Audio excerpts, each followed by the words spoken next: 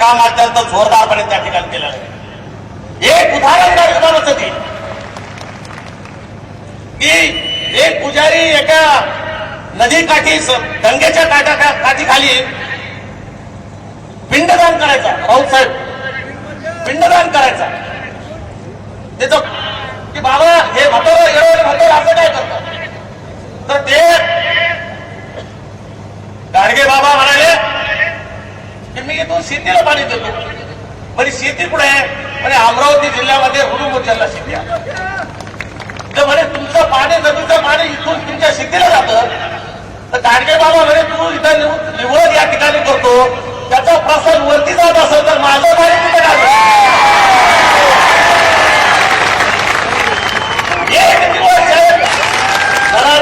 घ्या।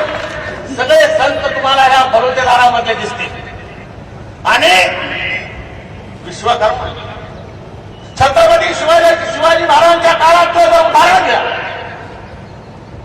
होता शिवा शिवाची पर्वा करणारे आम्ही माणसं नाही।